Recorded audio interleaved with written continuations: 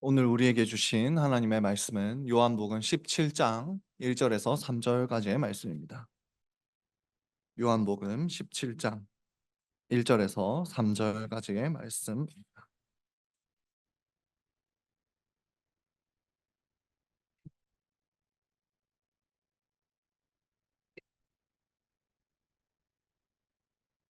요한복음 17장 1절에서 3절까지의 말씀을 제가 읽겠습니다. 이것은 하나님의 말씀입니다. 예수께서 이 말씀을 하시고 눈을 들어 하늘을 우러러 가라사대 아버지여 때가 이르렀사오니 아들을 영화롭게 하사 아들로 아버지를 영화롭게 하게 하옵소서. 아버지께서 아들에게 주신 모든 자에게 영생을 주게 하시려고 만민을 다스리는 권세를 아들에게 주셨음이로소이다. 영생은 곧 유일하신 참 하나님과 그의 보내신 자 예수 그리스도를 아는 것이니이다. 아멘. 오늘 그 말씀을 통해 영생, 하나님의 영광을 바라보는 눈이라는 제목으로 하나님의 말씀 선포하겠습니다. 우리는 계속해서 우리가 믿고 고백하는 성령님이 어떤 일을 하시는지 살펴보고 있습니다. 회복의 영이신 성령님은 성도들을 회복시키셔서 거룩한 공교회를 지어 가십니다. 그리고 교회에서 삼위 하나님의 아름다움에 대해서 나누며 성도의 교제를 누리게 하십니다. 특별히 성도들은 교회 안에서 예수 그리스도의 말씀과 예수 그리스도를 통해 죄 사함을 경험하고 서로를 사랑합니다. 우리가 영광스러운 몸으로 부활할 때까지 성도들은 성령을 통해서 아름다운 교회의 지체됨을 누릴 것입니다. 오늘은 성령에 대한 고백 중 마지막 부분입니다. 바로 성령님이 영생을 누리게 하신다라는 부분입니다. 여러분, 영생하면 무엇이 떠오르십니까? 영원히 사는 것만 떠오르시는 것 아닙니까? 그런데 영생은 영원히 사는 것, 그것도 있지만 또 더 깊은 의미가 있습니다. 오늘 본문을 통해서 영생을 누리며 산다는 것이 무엇인지, 또 그것이 얼마나 복된 일인지 함께 살펴보도록 하겠습니다. 먼저 첫 번째 교훈입니다. 예수님은 영생을 주심으로써 하나님의 영광을 드러내십니다. 예수님은 영생을 주심으로써 하나님의 영광을 드러내십니다. 예수님은 십자가에 못 박히시기 전에 제자들에게 많은 것을 가르치셨습니다. 제자들에게 서로 사랑하라는 새 계명을 주셨습니다. 그리고 자신이 길이요 진리요 생명이라 말씀하셨습니다. 또 자신이 포도나무요 또 보혜사 성령님이 오실 것이라고도 가르쳐 주셨습니다. 요한복음 13장에서 16장까지 이어지는 이 가르침들은 예수님이 죽음으로 넘겨지시기 전에 제자들에게 남긴 유언과 같은 가르침입니다. 지금까지 제자들에게 많은 가르침을 주신 예수님은 이제 오늘 본문에서 말씀을 시작하십니다. 오늘 본문 1절을 보시면 예수께서 이 말씀을 하시고 눈을 들어 하늘을 우러러 보시고 무언 말을 하시기 시작하셨다라고 합니다. 지금 이 말씀을 하시고라는 부분은 지금까지 제자들에게 여러 가르침을 주셨다라는 말씀입니다. 이제 예수님은 제자들을 향한 가르침을 다 하시고 그 가르침을 멈추시고 난 뒤에 이제는 눈을 들어 하늘을 우러러 보시고 하나님께 기도하고 계십니다. 예수님은 이제 곧 있으면 십자가에 달리실 것입니다. 그 전에 먼저 대제사장으로서 기도를 하십니다. 십자가에서 자신의 몸으로 친히 화목 제물을 이제 드리실 것이기 때문에 이제 그 일이 일어나기 전에 간절하게 기도하십니다. 이 제사를 통해 하나님께서 이루어 주셨으면 하는 그 일을 간구하십니다. 그래서 예수님이 대제사장으로서 기도하셨다라고 해서 이 기도를 요한복음 17장의 기도를 대제사장적 기도라고 부르기도 합니다. 이 기도가 얼마나 중요했는지 요한복음 17장은 성경에서 가장 길게 예수님의 기도를 기록하고 있습니다. 그렇다면 이 17장에서 예수님은 어떤 기도를 하실까요? 1절을 다시 보시면 이렇게 기도하십니다. 아버지여, 때가 이르렀사오니 아들을 영화롭게 하사 아들로 아버지를 영화롭게 하게 하옵소서 기도하십니다. 때가 이르렀으니 자신을 영화롭게 해달라라고 간구하십니다. 지금 이 기도에서 예수님이 때가 이르렀다 하는데 이 때가 언제입니까? 이 때는 바로 예수님이 십자가에 달리실 때입니다. 예수님은 지금 자신이 십자가에 달리실 때가 되었으니 그 십자가를 통해서 자신이 영광스럽게 되게 해달라라고 기도하는 모습입니다. 조금 이상하지 않습니까? 당시 십자가는 최악의 수치였습니다. 벌거벗은 몸으로 장대 위에 높이 매달려 죽어가는 것이 얼마나 수치스러운 일입니까? 그런데 예수님은 이 십자가를 오히려 영광스럽게 되는 것이라고 여기십니다. 십자가가 예수님 자신을 영광스럽게 할 뿐 아니라 하나님도 영화롭게 하는 것이다 라고 여기십니다. 그래서 이제 십자가에 달릴 때가 되었으니 그 십자가의 일이 속히 이루어지게 하셔서 자신과 하나님을 영화롭게 해달라, 영광스럽게 해달라 라고 기도하시는 모습입니다. 이어지는 기도에서 우리는 왜 십자가가 하나님의 영광이 되는지를 알 수 있습니다. 예수님은 이어서 이렇게 기도하십니다. 2절입니다.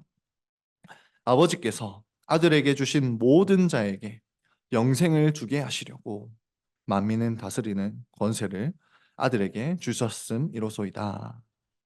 십자가는 예수님이 백성들에게 영생을 주시는 방법입니다. 그러므로 십자가가 영광이라는 말입니다. 그런데 여러분, 사실 그래도 이해가 잘 안 갑니다. 예수님이 십자가를 통해 우리에게 영생을 주시는 것은 우리에게는 좋은 일이겠지만 하나님께 영광이 되는 일 같지는 않습니다. 그러나 예수님은 이 사건이 분명히 하나님과 그 자신을 위한 영광의 일이다 라고, 하나님께 영광이 되는 일이다 라고 말씀을 하십니다. 왜 이 사건이 하나님의 영광이 되는 일인지 이해하기 위해서는 먼저 하나님께 영광이 된다는 것이 무엇인지 잘 알아야 합니다. 여러분, 무엇이 하나님의 영광이 되는 일일까요? 구약을 보시면 주로 하나님의 능력이 나타나거나 하나님의 성품이 드러날 때, 그때 하나님의 영광이 나타났다고 표현합니다. 반복합니다. 하나님의 능력이 나타나거나 하나님의 성품이 드러날 때 하나님의 영광이 나타났다라고 표현합니다. 따라서 그 점에서 볼 때 십자가는 분명히 하나님의 영광이 나타나는 사건이었습니다. 왜냐하면 십자가에서는 하나님의 능력과 성품이 다 나타나기 때문입니다. 먼저 십자가에서는 예수님의 능력이 나타났습니다. 우리가 생각하기에 예수님이 능력을 나타내셨다고 하면 병이 고침받거나 기적이 일어나는 것, 그것만 생각하기 쉽습니다. 그러나 예수님은 십자가에서 특별한 방식으로 능력을 나타내셨습니다. 십자가에 달리신 예수님은 자신의 무한한 능력을 사용해서 우리들의 무한한 죄값을 다 받아내셨습니다. 우리에게 영생을 주시기 위해 무한한 죄값을 받아내시는 데 자신의 능력을 사용하셨다라는 것입니다.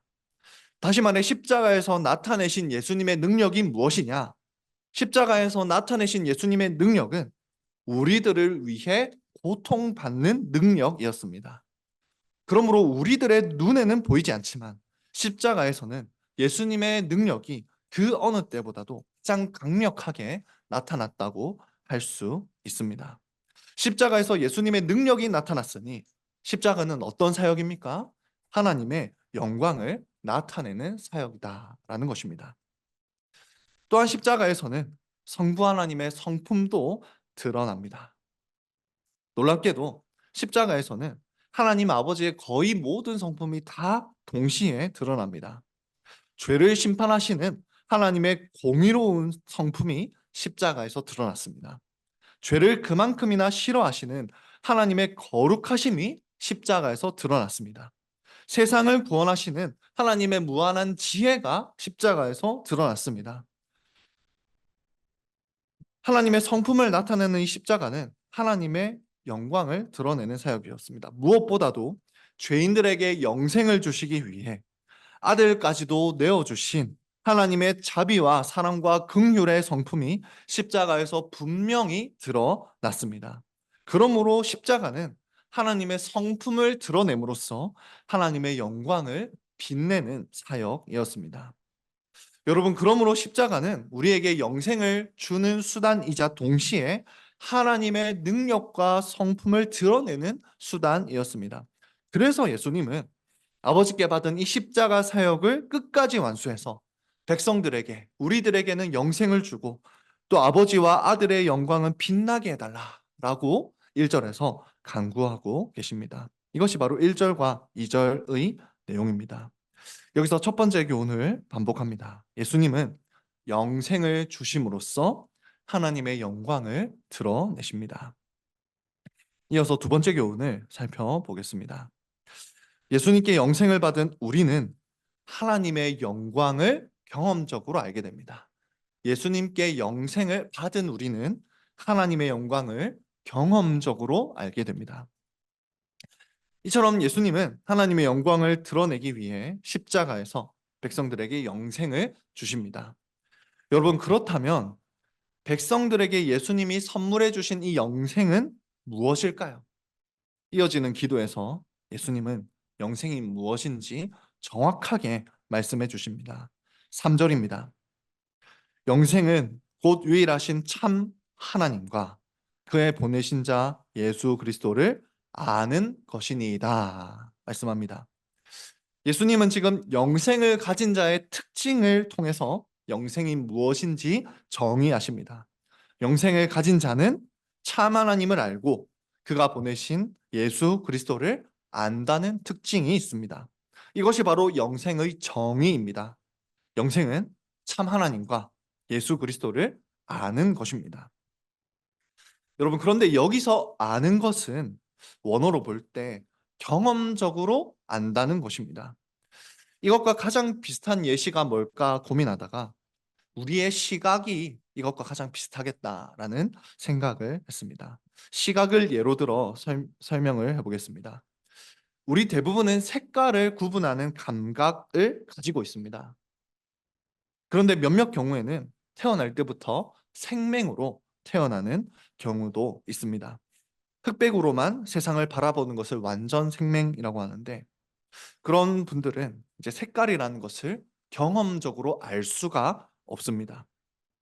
그런 점에서 볼 때 영생이 없는 자는 마치 생맹과 같습니다.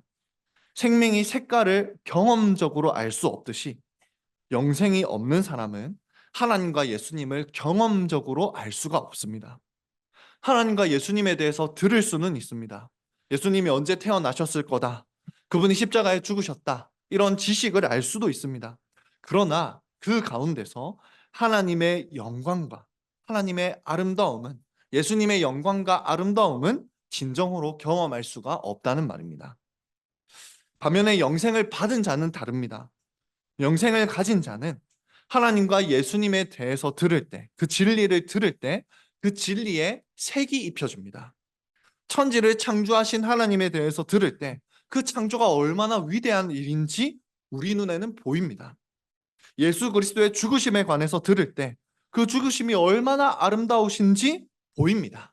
예수 그리스도의 부활에 대해서 들을 때 그것이 얼마나 감격스러운 일인지 보인다는 말입니다. 색깔이 입혀지듯이 그것을 경험적으로 알게 됩니다. 이것이 바로 영생을 가진 자의 특징입니다.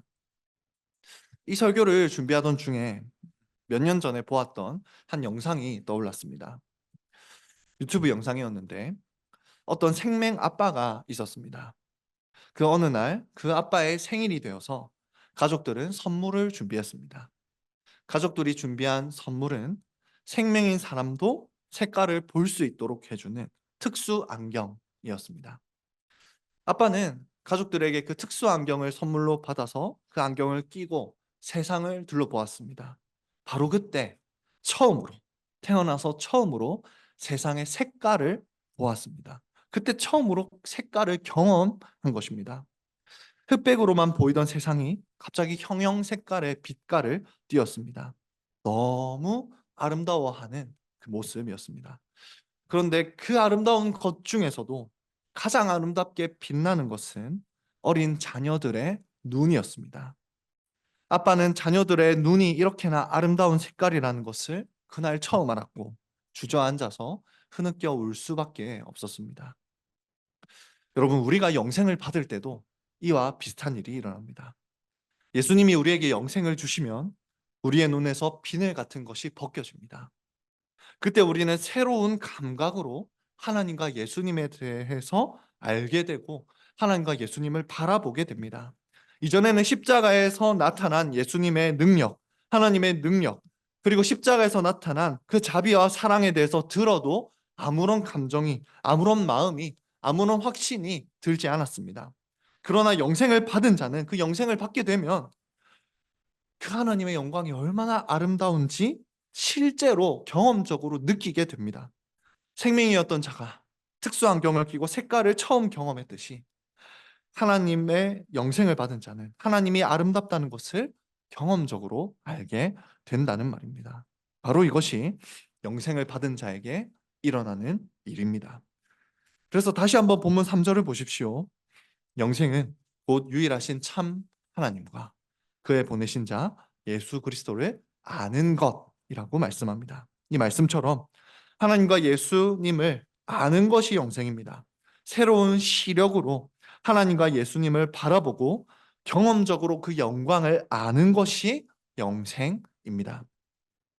여러분, 우리는 이 영생을 받은 자들입니다. 우리는 이 영생을 받은 자들입니다. 여러분, 그렇다면 우리가 받은 이 영생은 어떤 특징이 있을까요? 우리가 받은 이 영생에는 여러 가지 특징이 있는데 먼저 이 생명의 이름 자체가 그 특징을 말해줍니다. 여러분, 영생이란 끝이 없는 영원한 생명이라는 특징이 있습니다. 조금 더 정확히 말하면 우리가 받은 영생은 시작은 있습니다. 시작은 있습니다. 그러나 끝은 없습니다. 우리의 영생이 왜 시작은 있지만 끝은 없을까요? 그 이유는 성령님 때문입니다. 성령님은 예수님의 죽으심과 부활의 은혜를 우리에게 적용시키십니다. 성령께서 예수님의 은혜를 힘입어 우리에게 영생의 숨결을 불어넣어 주실 때 그때 우리는 영생을 받게 됩니다. 그때 우리는 하나님을 바라보는 새로운 눈이 생겨서 하나님의 아름다움을 경험하게 됩니다. 이처럼 우리에게 영생이 시작되게 하신 성령님은 그때부터 영원히 우리를 떠나지 않으십니다. 성령님이 우리에게 영생을 일으키시는 순간은 있지만 떠나시는 순간은 영원히 오지 않습니다. 그래서 영생이 영원한 것입니다. 그런 점에서 볼 때 영생은 삼위 하나님 모두의 사역이지만 특별히 우리 안에 내주하셔서 영원히 내주하시는 성령님의 사역이다라고 할 수도 있겠습니다. 또 성령님과 연합한 성도는 이 땅에서 영생을 계속해서 누립니다. 그런데 여기서 또 하나의 특징이 있습니다. 이 땅에서 우리는 영원히 영생을 누리게 되지만 이 땅에서는 영생을 완전하게 누리지는 못한다라는 특징이 있습니다. 이것도 우리의 감각 중에 시각과 연관지어 설명할 수 있을 것 같습니다. 저는 눈이 나쁩니다. 그래서 안경을 빼면 세상이 되게 흐리게 보입니다. 우리가 이 땅에서 누리는 영생이 그와 같습니다. 우리는 새로운 시력을 가지게 되어서 하나님의 영광을 봅니다. 그러나 아직 영적 시력이 완전하지는 않습니다. 분명 하나님이 아름다우시다는 것을 아는데 그분이 얼마나 아름다운지 이 땅에서는 충분히 자주 그리고 완벽하게 느끼지는 못한다라는 말입니다. 다만 성령님이 때때로 우리에게 영적인 진리를 아주 분명하게 보여주실 때가 있습니다. 마치 제가 흐릿하게 보다가 안경을 끼면 선명하게 보이듯이 성령님이 때때로 우리에게 영적인 안경을 씌워주셔서 하나님의 아름다움을 분명히 바라보게 하시는 때가 있습니다. 그것을 우리는 다른 말로 성령의 조명이라고도 부릅니다. 성령님은 말씀 가운데 역사하셔서 하나님의 아름다움이 선명하게 보이게 하십니다. 그러나 항상 그렇지는 않다라는 것입니다. 이처럼 우리는 이 땅에서부터 영생을 누리지만 흐릿한 시력으로 살아가게 된다는 그런 특징이 있습니다. 그런데 여러분, 여기서 또 한 가지 영생의 특징이자 복된 소식이 있습니다. 여러분, 우리는 언제까지나 흐린 시력으로 살지는 않는다는 것입니다. 여러분, 언젠가는 우리의 시력이 완전해질 것입니다. 우리가 새 하늘과 새 땅에서 새 몸으로 부활할 때, 그때 우리는 완벽한 시력을 지닌 그런 존재가 될 것입니다. 그때 우리는 어린 양 예수 그리스도의 빛나고 찬란한 영광을 볼 것입니다. 이전에는 경험하지도 상상하지도 기대하지도 못했던 가장 큰 아름다움을 보게 될 것입니다. 그 아름다움을 날마다 더 분명하게 알고 즐거워하면서 영원히 찬송하게 될 것입니다. 여러분, 이것이 영생입니다. 하나님이 얼마나 아름다우신지 이 땅에서부터 경험적으로 알고, 그리고 영원히 그 아름다움을 누리는 것, 이것이 영생입니다. 여기서 두 번째 교훈을 반복합니다. 예수님께 영생을 받은 우리는 하나님의 영광을 경험적으로 알게 됩니다. 이제 마지막 세 번째 교훈을 말씀드리겠습니다. 예수님이 주신 영생의 눈으로 하나님과 세상을 바라봅시다. 예수님이 주신 영생의 눈으로 하나님과 세상을 바라봅시다. 지금까지 살펴본 것처럼 예수님은 십자가에서 영생을 주심으로 하나님의 영광이 드러나게 하십니다. 그리고 우리에게도 영생을 주셔서 예수님이 드러내신 그 하나님의 영광을 경험적으로 바라보고 알게 하십니다. 그래서 앞선 내용들의 근거에서 살펴볼 때 영생은 하나님의 영광을 바라보는 눈이라고 표현할 수도 있겠습니다. 영생을 이렇게 눈으로 비유해 보면 참 우리의 마음에 와닿는 것들이 참 많습니다. 제가 며칠 전에 가족들과 함께 집 주위를 산책하고 있었습니다. 이렇게 산책하고 있는데 저 멀리 하늘을 보니 빨간 노을이 아름답게 하늘을 쏘놓고 있었습니다. 정말 아름다웠습니다. 제가 그 노을을 보면서 어떤 행동을 했을까요? 바로 옆에 있던 아내에게 말했습니다. 와, 저 노을 좀 봐. 진짜 이쁘다. 이렇게 말했습니다. 그리고 제 아들을 높이 들어서 그 노을 쪽을 가리키면서 보여줬습니다. 이도야, 저 노을을 봐봐. 저 노을 얼마나 이뻐. 저 노을을 좀 봐. 이렇게 이도를 이렇게 높이 들어서 그 이도에게 노을을 보여줬습니다. 여러분, 사랑하는 사람에게는 가장 아름다운 것을 보여주고 싶은 법입니다. 마찬가지로 예수님은 우리를 너무나 사랑하셔서 우리에게 가장 아름다운 것을 보여주고 싶으셨습니다. 그래서 우리에게 영생을 주신 것입니다. 하나님의 영광이 가장 아름답다는 것을 너무나 잘 아시기 때문에 사랑하는 우리도 그 가장 아름다운 하나님의 영광을 볼 수 있게 우리에게 영생의 눈을 선물해 주셔서 그 영광을 바라보게 하신 것입니다. 여러분, 이렇게 예수님이 우리를 사랑하셔서 영생의 눈을 선물해 주셨다면, 예수님이 이렇게 영생의 눈을 선물해 주신 분이라면 성령님은 영생의 눈으로 아름다운 것들을 바라보게 하시고 보여주는 분이다라고 할 수가 있습니다. 성령님은 마치 아버지가 자녀에게 아름다운 노을을 보여주려고 하는 것처럼 성령님은 우리들에게 무엇이 아름다운지 계속해서 가르쳐 주시고 보여주려고 하십니다.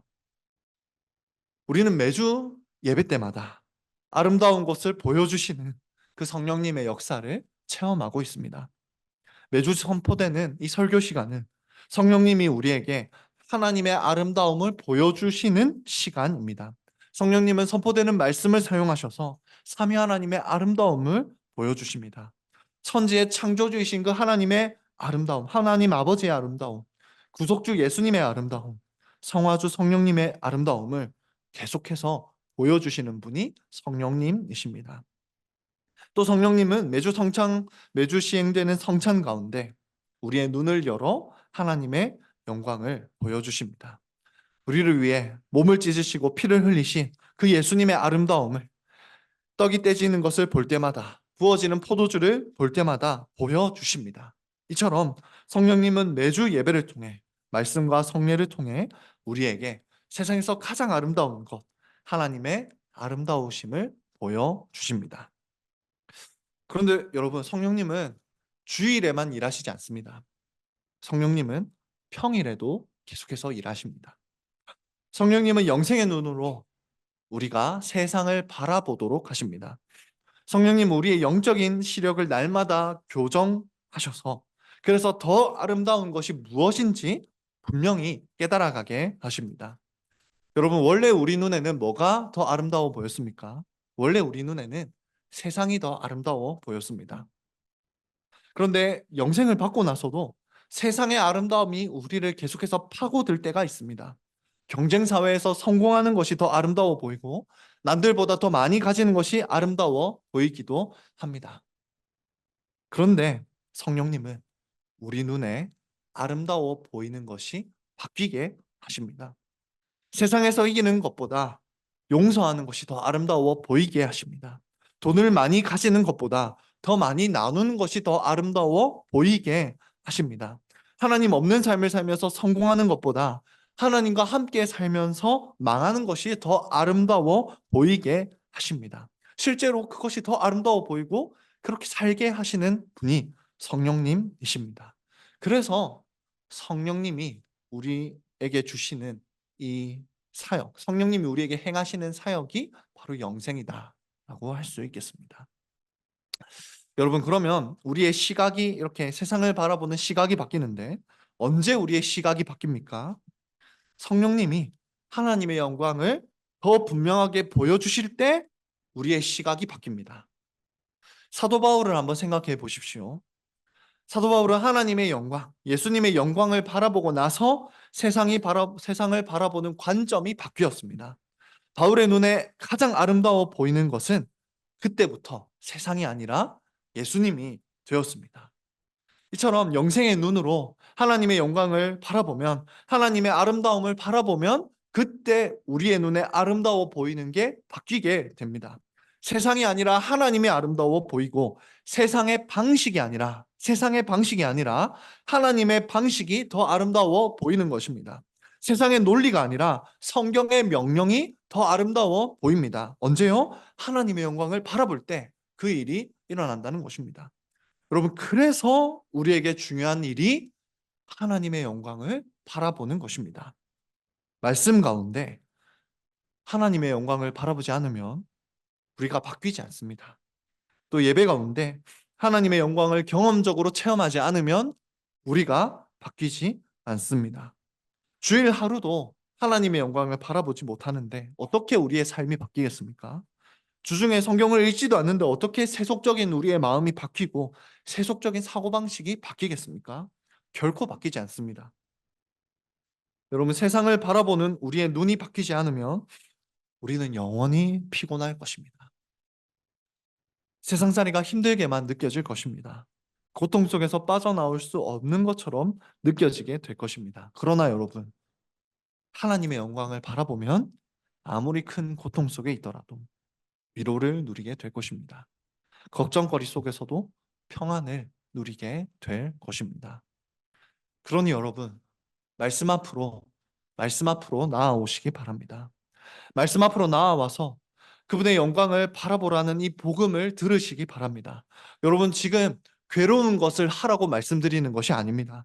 괴로운 것을 하라고 말씀드리는 것이 아니라 기쁨이 넘치는 그 일을 하라고 말씀을 드리는 것입니다. 여러분, 정말로 말씀 속에서 하나님의 영광을 바라보는 것은 기쁨이 넘치는 일입니다. 여러분, 이것을 믿으십니까? 우리가 이것을 믿지 않기 때문에 말씀을 보지 않는 것입니다. 여러분, 우리가 드라마를 보는 이유는 그 드라마가 우리에게 기쁨을 줄 것이라고 확실히 믿어서 그 드라마를 보는 것 아닙니까? 여러분, 우리가 정말 말씀 속에서 하나님의 영광을 보고 그것이 우리의 기쁨이라고 확실하게 믿으면 우리는 말씀을 읽을 것입니다. 그러니 여러분, 말씀을 읽는 것이 우리에게 기쁨임을 믿으시기 바랍니다. 예수님이 말씀을 읽고 그 아름다움을 바라볼 수 있게 하기 위해 우리에게 영생을 주셨습니다. 우리에게 성령님을 보내셔서 영생이 일어나게 하셨습니다. 그러니 말씀 속에서 유일하신 참 하나님과 그의 보내신 자 예수 그리스도를 알고 바라보고 알고 사랑하며 즐거워하시기 바랍니다. 영생을 누리시기 바랍니다. 그때 우리는 바뀌게 될 것입니다. 여러분, 이것이 바로 영생의 삶입니다. 영생의 눈으로 하나님을 바라보며 즐거워하는 그 삶이 영생의 삶입니다. 영생의 눈으로 세상을 바라보며 하나님과 그분의 방식이 가장 아름답다고 느끼는 그 삶이 영생의 삶입니다. 여기서 세 번째 교훈을 반복합니다. 예수님이 주신 영생의 눈으로 하나님과 세상을 바라봅시다. 말씀을 정리하며 맺겠습니다. 오늘 우리는 요한복음 17장 1절에서 3절을 통해서 영생이 무엇인지 살펴보았습니다. 첫째로, 예수님은 영생을 주심으로써 하나님의 영광을 드러내십니다. 십자가에서 영생을 주시는 그 사역은 하나님의 영광을 드러내시는 사역이었습니다. 또한 우리에게도 영생을 주시는 사역이었습니다. 둘째로, 예수님의 사역으로 영생을 받은 우리는 하나님의 영광을 경험적으로 알게 됩니다. 영생을 받은 자는 삼위 하나님의 영광을 실제로 바라보고 알게 됩니다. 아름답다고 느끼게 됩니다. 이 땅에서는 희미하지만 영원히 그 아름다움을 누리는 것이, 영원한 그날에선 더 분명하게 누리는 것이 영생입니다. 셋째로, 예수님이 주신 이 영생의 눈으로 하나님과 세상을 바라보기를 원합니다. 영생을 받은 자는 하나님의 아름다움을 매주 더 깊이 경험합니다. 또한 영생을 받은 자는 세상보다 하나님을, 세상의 방식보다 하나님의 방식을 더 아름답다고 느낍니다. 그렇게 하나님의 아름다움과 세상의 아름다움을 비교해서 하나님의 아름다움이 더 아름답다는 것을 깨닫는 것이 영생의 삶입니다. 한마디로 오늘 설교의 제목처럼 영생은 하나님의 영광을 바라보는 눈이라고 할 수 있습니다. 우리가 사도신경을 지금까지 계속 들었습니다. 사도신경을 고백할 때마다 삼위 하나님의 영광을 이 영생의 눈으로 바라보시기 바랍니다. 그 영광을 바라보며 사는 삶이 바로 거룩한 믿음 위에 우리 자신을 건축하는 삶입니다. 그러므로 이 영생에 대한 고백은 다시금 우리가 사도신경의 첫머리로 돌아가게 합니다. 이 영생의 눈으로 다시 성부 하나님의 영광을 바라보고, 또다시 성자 예수님의 영광을 바라보고, 성령 하나님의 영광을 바라보며 그렇게 살게 합니다. 그것이 영생의 삶입니다. 그러므로 영생을 소유한 자답게 이 땅에서부터 영원히 삼위 하나님을 알아가며 그분의 영광을 높이고 즐거워하는 광교 장로교회 성도들이 되기를 성부와 성자와 성령의 이름으로 축원합니다.